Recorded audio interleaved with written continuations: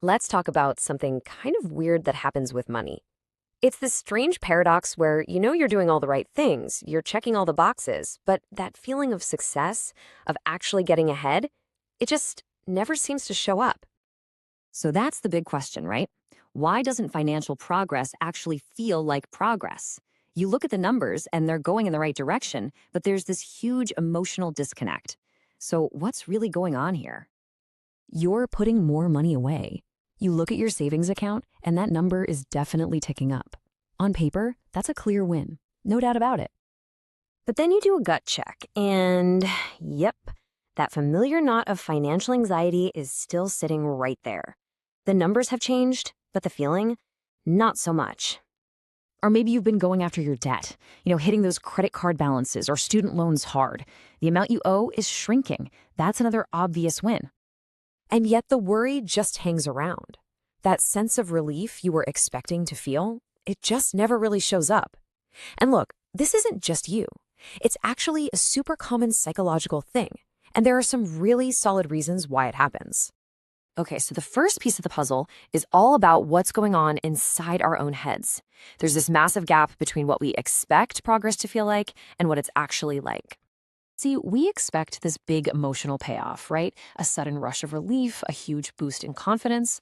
But real financial progress, the stuff that lasts, it's usually super quiet. It's gradual, it's incremental, and it happens over months, sometimes even years. It just doesn't deliver that big, loud, ta-da moment our brains are waiting for. And this brings us to a really important idea called slow stabilization. Basically, a lot of our progress isn't some dramatic event. It's more like the quiet strengthening of our financial foundation. And because this process is so slow and subtle, our brains just misread it. We think we're standing still when we're actually getting stronger. So what do these silent wins look like? Well, it's that debt balance shrinking little by little, month after month. It's your emergency fund growing bit by bit. It's your overall financial risk going down so gradually you don't even notice. None of these things make a lot of noise, but when you add them all up, the impact is absolutely huge. Now, let's talk about the next reason this happens. It's not just our internal wiring. There are external things that are constantly changing how we see success. We're basically chasing a target that won't stop moving. This is the classic shifting baseline problem. Just think about it for a second. That very first $1,000 you managed to save, it probably felt incredible, like a massive achievement. But now, as your finances have improved, that same amount just feels normal. It's the new zero. Our standard for what's good keeps resetting, and in the process, it just erases the satisfaction we should be getting from our past wins. And then, oh boy, there's the comparison trap. Look, on your own terms, saving an extra $5,000 this year is amazing.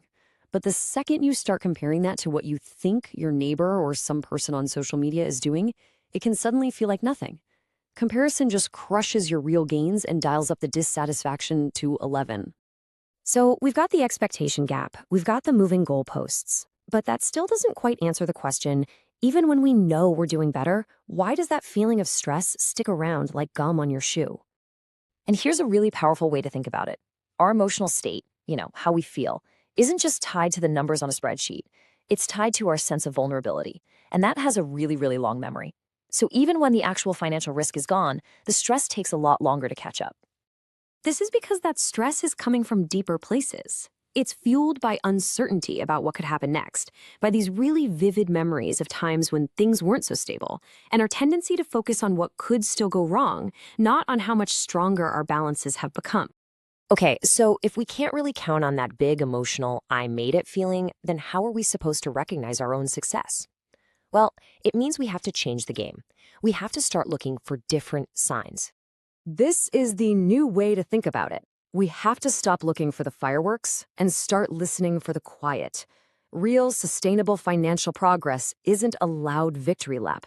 It's a subtle, gradual shift that's happening in the background of your life. This is so important. The true benefit of all your hard work is often invisible. It's not about what you get, it's about the crises you avoid.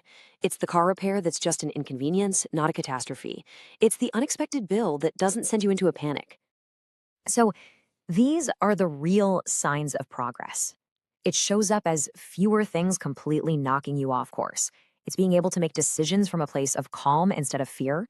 It's about having more choices and more breathing room when life gets stressful. Ultimately, it's a real, tangible reduction in your financial fragility. These are the wins. So, how can you start to see this for yourself? First, stop tracking only the numbers in your accounts and start paying attention to your stability. Second, take a minute and actually acknowledge the emergencies that didn't happen this year because you were ready for them. And finally, start to really value those moments where you could make a calm, clear-headed choice because you weren't backed into a corner financially. So I'll leave you with this final thought to chew on. Instead of asking yourself, do I feel successful yet? Try asking this. What is all my hard work, all my saving and planning, what is it silently protecting me from right now in this moment? The answer to that question, now that is where you'll find your true progress. All sources and references for this video are listed in the description below. This video is for educational purposes only and does not constitute financial advice. Please consult a licensed professional for your specific situation.